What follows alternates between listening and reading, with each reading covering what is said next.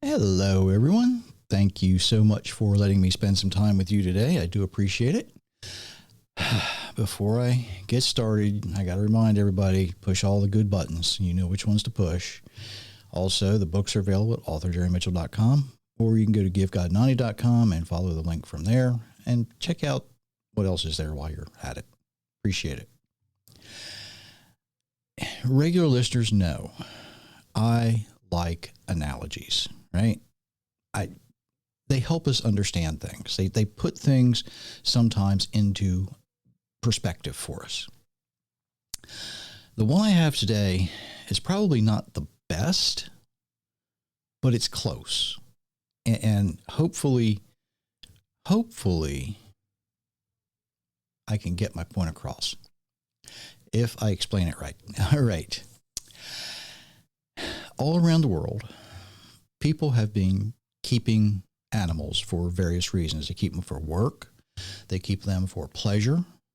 Animals help us. Sometimes it's just companionship, right? And animals have a mind of their own.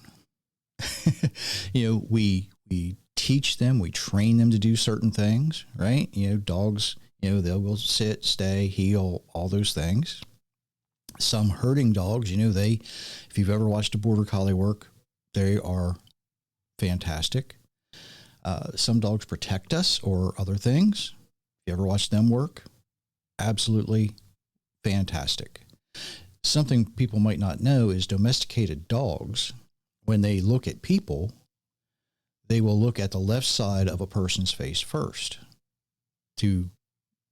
That is supposed to be where our emotions rise first. I've never paid any attention to it, but the people who study this do.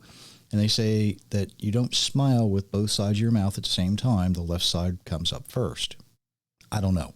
Just that's what they say. Horses. Worked with a lot of horses. We ride them. They work for us. They pull things. Horses learn because we teach them. Cats, they'll come when they're called. And some will sit, some will do other things.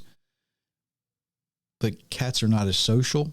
So, it takes a very special, unique kind of a bond to teach a cat, right? Other animals, they used to have a lot of service monkeys that would help people do things. Today we have service dogs. We have all kinds of animals that help us. But they have a mind of their own.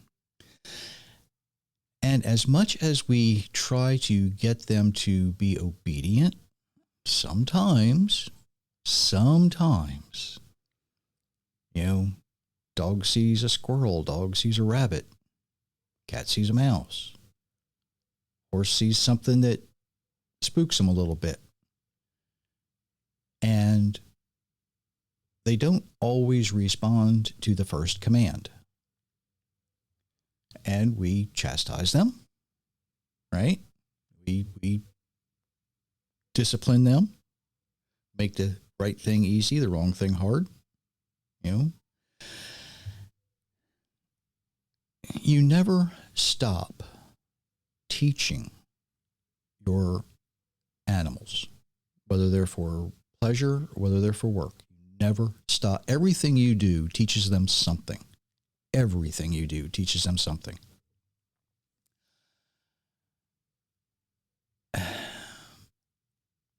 And here is why did that happen? I hope that didn't interrupt anything. Here's where I'm going with this.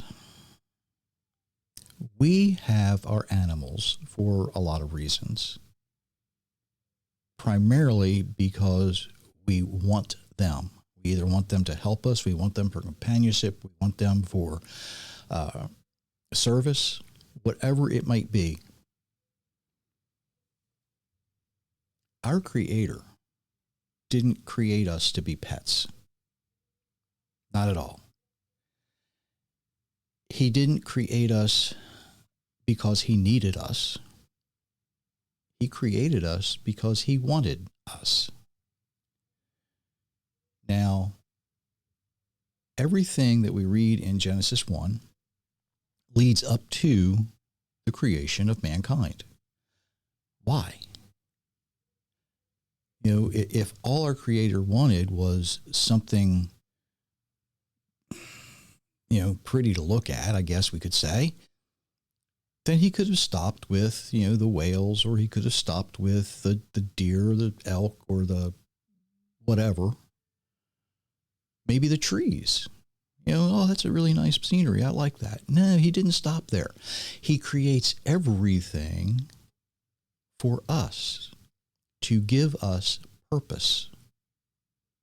Everything needs a purpose. Even your pet needs a purpose, even if that purpose is simply being your companion. Working dogs love to work because they have a purpose.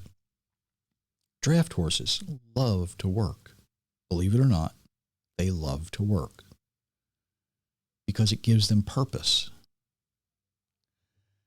Everything needs a purpose. It's that simple.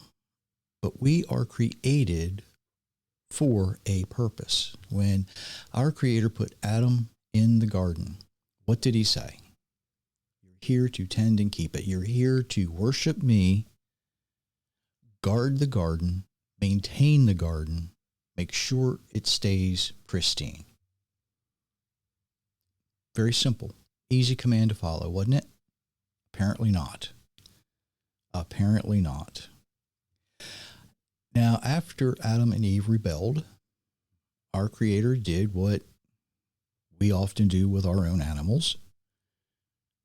When they misbehave, what do? What are you doing? What are you doing? Don't make me yell at you. That's what I tell Susie. Don't make me yell at you. I don't like yelling at you. Our Creator hands out the punishment for Adam and Eve, and it was equal to the crime. It was equal to the crime. It's that simple. Higher standards, right? When we rebel, when we go our own way, it's often much more difficult than if we just do the right thing to start with. It's that simple. Ecclesiastes 12:13 reminds us, when all has been heard, the conclusion of the matter is this: fear God and keep his commandments, because this is the whole duty of man. It's exactly what we expect from our animals. We expect them to be obedient. We expect them to respond to us in a way that shows loyalty. There's that word, isn't it? Loyalty. Who are we loyal to, though? Our Creator makes us in his image. And by the way, no other divine being is described in the Bible as being made in his image. We are more like family than just hired help. That might not be the best analogy either, but you get my point, right? We are different. We're special. And because we're family, he wants us to continue that and have family. And he expects that family to not only obey our rules in our house, but he expects us and our family to obey his rules in his house. After all, like my second book, this is God's universe. We do have to obey his rules, whether we want to or not. Excuse me. He didn't create us because he had to. He didn't need the help. He didn't need the servitude. He creates us because he wanted to create us. Not a philosophical answer. It's a very biblical answer. And it's all throughout the Bible. He does it because he chooses to. He wasn't lonely. He didn't need anything that we could offer. But he creates us. He chooses to have us. He chooses to care for us. He chooses to love us. And what does he ask in return? What does he ask in return? to respect him, to fear him, to be obedient to his commands. That is the whole duty of man. It's that simple. It's not rocket science. He corrects us when we go our own way, and he does so by making the wrong thing difficult, the right thing easy. He's never given up on us. He's never abandoned us. He keeps saying, just come back to the family. Kind of like the prodigal son, right? Because when you are in that family, you receive the blessings that he wants to give. When you're not in that family, you don't receive those blessings. It's that simple. He's saying, well, you want to be over there, but my blessings are over here. Why don't you come over here and get some? But what do? Just like the dog that sees the rabbit and it's not on a leash, it's going to take off and chase the rabbit. And we chase things that we see because we think that's more fun. We chase things that we see because I might enjoy myself more over there than over here. We chase things that we see because it's what we want at the moment, not what is best for us.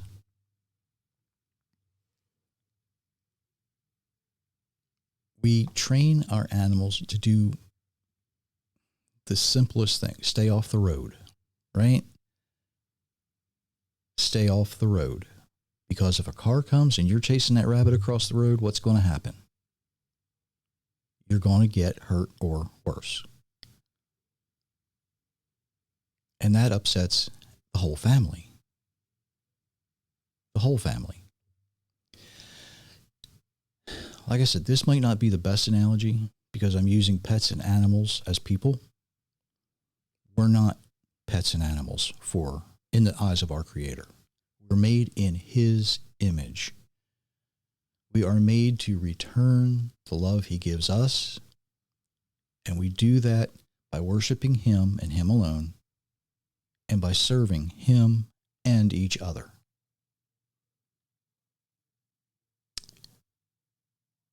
We're not pets. We're not servants. We're not slaves. He didn't create slave labor in us because he needed us to maintain the earth. He could have done that well enough on his own. It's here because we need purpose.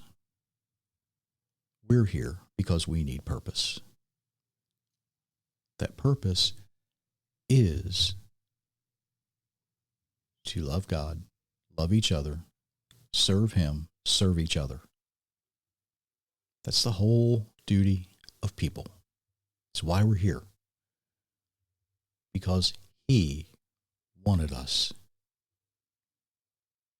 Not because he needed something to do on a Tuesday afternoon.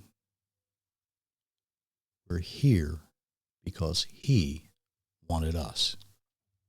That is something to think about until next time. And I hope this made sense. I hope it resonates with you. And until next time, I do wish you many, many blessings, everyone.